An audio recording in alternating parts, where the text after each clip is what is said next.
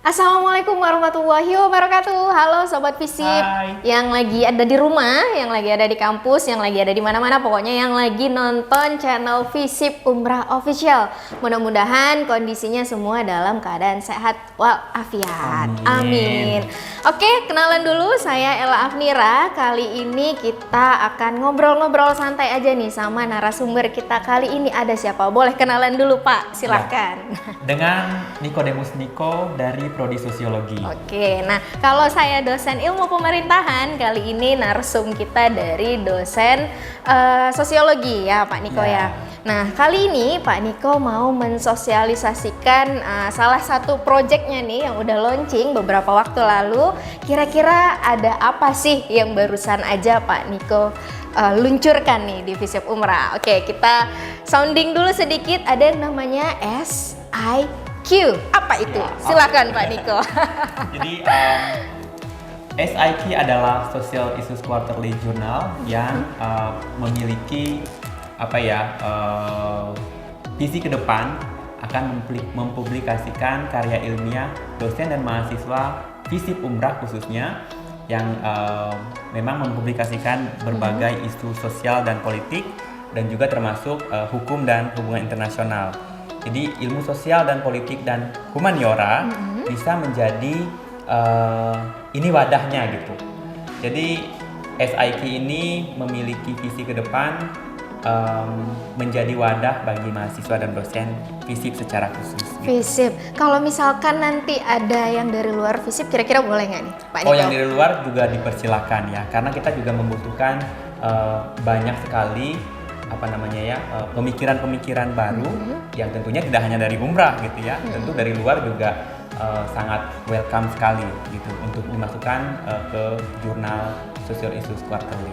Oke, mungkin boleh sambil diceritakan gimana nih kalau misalkan ada teman-teman mahasiswa atau dosen baik yang di Visip atau di luar Visip atau bahkan di luar umrah gitu ingin menyerahkan artikelnya atau jurnalnya ke SIQ ini, gimana nih caranya Pak? Ya, jadi langsung aja di OJS Umrah sudah ada di situ SIQ Jurnal yang langsung diklik aja teman-teman dan silakan disesuaikan dengan template yang sudah disediakan.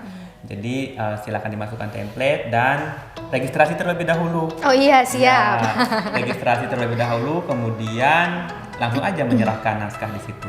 Okay. Sudah ada ininya, step by step di situ sudah term and conditionnya sudah ada ya. Langsung aja meluncur ke website SIQ di OJS-nya SIQ. Oke. Untuk tahap-tahapnya ini nanti prosesnya berapa lama kira-kira Pak Niko? Kita itu terbitannya ada 4 kali setahun, jadi quarterly ya. Memang setiap 3 bulan sekali. Ya, gitu, kira-kira di per bulan apa aja tuh? Yang pertama kemarin Oktober, kemudian yang kedua nanti di Januari, kemudian yang ketiga nanti ada di April, dan yang keempat ada di Juli. Oke. Ya. Sekali terbitan kira-kira ada berapa artikel Pak? Untuk sekali terbitan kita bisa sampai 20 artikel. Kemarin untuk terbitan pertama ada 20 artikel yang masuk, dan itu sangat bagus sekali ya untuk menjadi wadah kita untuk menuangkan hasil pemikiran. Oke, nanti kan misalkan ada yang mengajukan nih ya, ada yang submit gitu. Proses sampai menjelang dia terbit itu kan pasti akan direview dulu kan. Iya. Nah itu prosesnya berapa lama? Kalau misalkan anggaplah fatal nih, apakah ada perbaikan atau langsung aja ditolak atau gimana? Kira-kira mungkin mahasiswa awal masih belum tahu ya informasi-informasi seperti ini. Tentu yang pertama adalah kita lihat dulu skopnya gitu. Tulisan yang skopnya tidak masuk ke dalam jurnal kita tentu langsung kita tolak. Kemudian yang kedua, nanti kita lihat dulu bagaimana apakah sesuai dengan template, apakah sesuai dengan bidang keilmuan yang memang skop jurnal kita gitu ya. Dan itu akan dipertimbangkan jika memang di luar konteks itu gitu ya. Namun sudah sesuai dengan template dulu, itu yang pertama. Kemudian nanti kita akan menyerahkan ke reviewer. Ada mitra bestari kita yang akan mereview artikel teman-teman. Jadi setelah lolos artikel, udah lolos kurasi review, baru kemudian kita masuk ke proses produksi gitu, dan baru terbit. Jadi emang nggak lama, sekira 1-2 bulan lah 1-2 prosesnya. bulan ya. Kalau untuk revisinya kira-kira berapa kali Untuk kirim revisinya, bolak-balik Pak Niko? Iya, yang Maksimal. paling banter itu 2 kali ya. Tapi sejauh ini hanya di edisi pertama hanya sekali aja. Pengalaman di edisi pertama itu hanya sekali saja.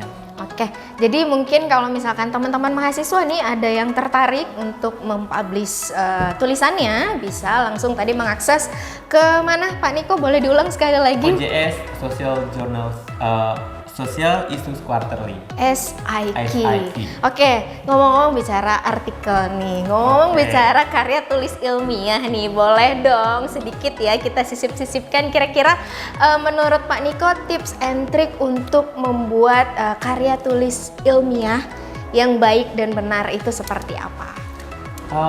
Yang baik dan benar tentunya yang terstruktur ya. Oke. Kita sudah punya struktur yang baku untuk karya tulis ilmiah, punya abstrak, judul yang pertama, kemudian abstrak, kemudian pendahuluan, kemudian metode yang benar, dan hasil dan pembahasan. Lalu yang terakhir adalah penutup. Di penutup itu kan ada kesimpulan dan saran atau rekomendasi. Dan yang penting adalah kita harus mengutip dengan benar gitu. Jadi jangan sampai artikel yang kita tulis mengenai A, tapi judul-judul jurnal yang kita kutip mengenai B, C, D gitu. Jadi itu agak tidak nyambung. Nggak sesuai gitu ya. Nggak sinkron. Jadinya yang kita mau kembangkan di keilmuan yang mana nih gitu ya. Jadi itu yang penting. Struktur jurnalnya harus, struktur tulisannya harus sudah bagus gitu. Karena ada struktur bakunya gitu. Iya.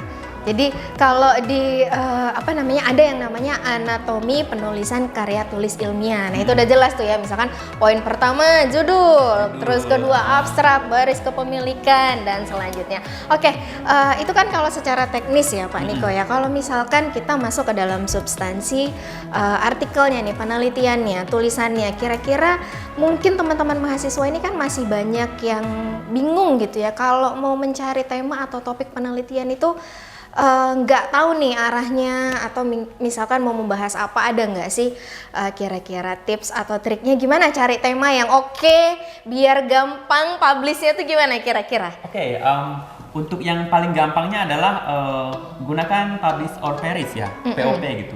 Teman-teman mungkin sudah pernah mendengar aplikasi POP. Jadi kita tinggal ketik aja.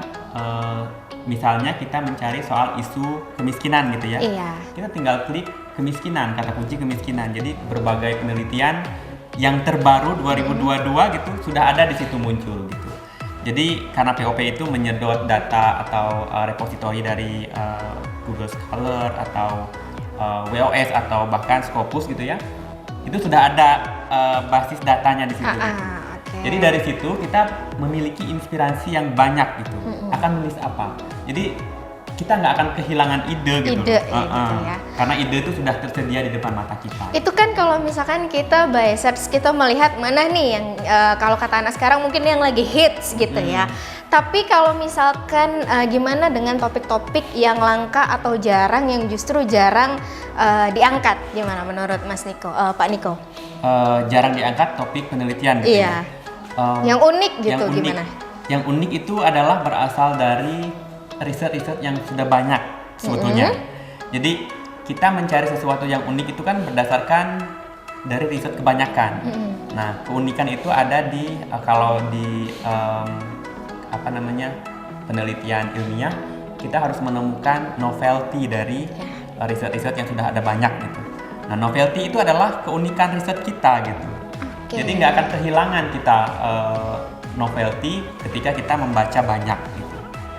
Jadi begitu. Kalau dari tips dan trik Pak Niko sendiri nih, ketika menulis itu gimana sih caranya supaya kita bisa menulis itu tuh tetap semangat tuh. Biasanya kalau lagi tengah-tengah menulis nih kita lagi nggak mood, nanti udahlah singkirin dulu, ujung-ujungnya tulisannya nggak selesai. Nah tuh gimana supaya kita bisa menyelesaikan ya emang tulisan kita sampai dengan selesai gitu. Ada nggak? Apa yang harus kita lakukan biasanya? Yang pertama mungkin konsisten ya. Iya, konsisten. Kita harus konsisten. Kita sehari itu mungkin bisa menulis 2-3 jam gitu. Terserah mau 5 kalimat, mau 10 kalimat, terserah gitu ya. Yang penting konsisten setiap hari begitu. Jadi ketika udah konsisten, kita akan kehilangan satu kita kehilangan satu apa ya? Apa nih yang kurang hari ini ketika belum menulis gitu loh. Oke, Jadi berarti kesadaran dari kitanya juga penting ya Pak Niko ya? betul. Ketika kita tidak menulis sehari, karena kita udah melakukan itu secara terus-menerus, jadi ada sesuatu yang hilang gitu. Terbiasa, jadi ada satu kebiasaan yang tiba-tiba hilang, tidak dilakukan dalam satu hari Kan gitu kita ya? pasti tidak enak ya kalau ada sesuatu yang hari ini kok saya belum melakukan sesuatu itu gitu. Jadi nggak enak gitu. Jadi menulis itu seperti itu, konsisten. Oke, itu dia tips dari Pak Niko. Mudah-mudahan bisa menambah apa ya, pengetahuan atau wawasan teman-teman mahasiswa semua yang ada di rumah, di kampus yang lagi nonton konten digital Visip Umrah Official kali ini. Oke, kalau gitu mungkin cukup dulu ngobrol-ngobrol kita dengan Pak Niko hari ini. Terima kasih Pak Niko. Saya juga terima kasih banyak karena Boleh ya sudah, kalau diikutkan dalam konten ini. next boleh ya kita ngobrol-ngobrol Boleh, lagi ya. boleh. Mana tahu Pak Niko ada project lagi Siap. yang baru ke depan. Oke, kalau gitu sampai ketemu di konten selanjutnya. Bye. Assalamualaikum warahmatullahi wabarakatuh.